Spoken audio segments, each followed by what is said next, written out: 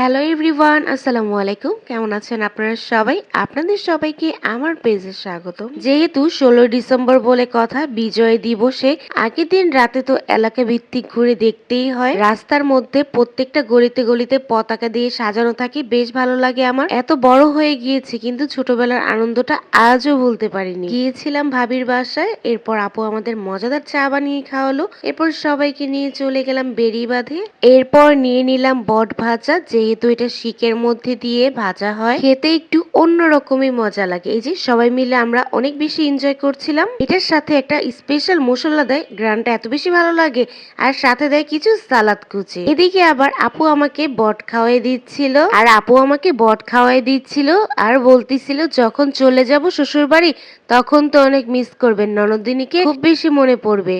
যেই কথা সেই কাজ, আবার সামনের দিকে ছুটে পড়লাম দলবল সবাইকে নিয়ে। চলে গিয়েছিলাম চা খাওয়ার জন্য, চায়ের দোকান বন্ধ পেয়ে। এরপর আমরা সবাই মিলে চলে আসলাম বার্গার খাওয়ার জন্য। এই মিনি বার্গার আমাদের অনেক বেশি ভালো লাগে। আর এই যে দুইজন ভাই বোন রিক্সা দিয়ে যখনই কোথাও যেতে নিবে তখনই ঘুমিয়ে যাবে। বার্গার খেতে খেতে পেয়ে গেলাম খিচুড়ি দাওয়াত। দেরি না করে ছুটে চলে গেলাম মামির বাসায়। তারা নাকি মহান বিজয় দিবস উপলক্ষে খিচুড়ির আয়োজন করেছে, আর এই বড় ডেক্সির খিচুড়ি তো মিস করাই যাবে না। এদিকে মামির ঘরে ঢুকার পরে আমার চোখের সামনে পড়ে গেল বাংলাদেশের পতাকা। আমিও একটি স্টিকার পতাকা হাতে নিলাম, নিয়ে স্টিকার খুলে ভাবির নাকের মধ্যে লাগিয়ে দিলাম। সে তো অনেক বেশি চিল করতেছিল, একটু মজা করতেছিল।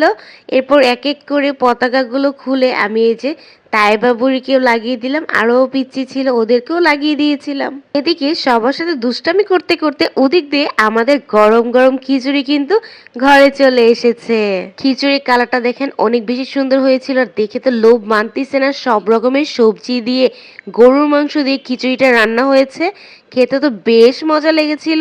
এরপর সবাই মিলে আপুরা, ভাবিরা, মামিরা, আন্টিরা সবাই মিলে একসাথে বসে পড়েছি গরম গরম খিচুড়ি খাবো বলে। চোচার মতো সবাই আমরা এখন খিচুড়ির ডেক্সির দিকে তাকিয়ে আছি, আর এদিকে মামি আমাদের সবার জন্য খিচুড়ি বাড়তিছে। খিচুড়ি দেখে আর মনও মানতিছে না, পেটও মানতিছে না, কখন যে খিচুড়ি খাবো।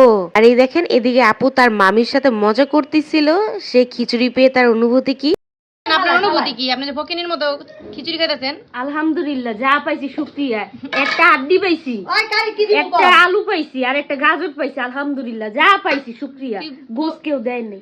তুই গরিব, তুই যাবি না। আহারে বেচারি মামি আমার, একটু হাড্ডি পেয়েছে, একটু মাংসও পায়নি। আর এদিকে আমার আরেক মামি তো ডেক্সি চেটে চেটে খাচ্ছিল, তার নাকি এটাই বেশি মজা লাগছিল খেতে। খিচুড়ি খাওয়া দাওয়া শেষ করে মামির বাসায় কিছুক্ষণ আড্ডা দিয়ে তাদের ননদ ভাবিকে নিয়ে চলে আসলাম আমার বাসায়। এরপর গান ছেড়ে সবাই মিলে একটু এনজয় করলাম, যেহেতু মহান বিজয় দিবস বলে কথা। 16 ডিসেম্বরের রাত আমাদের সাথে আজমাইন বাবা অনেক বেশি খুশি ছিল। এই হচ্ছে আমার ছোট্ট একটি ব্লগ। যদি ভালো লেগে থাকে অবশ্যই বেশি বেশি করে লাইক, কমেন্ট, শেয়ার করে দিবেন। বাবাটাকে মাশাআল্লাহ বলতে ভুলবেন না। সবাই ভালো থাকবেন। আল্লাহ হাফেজ।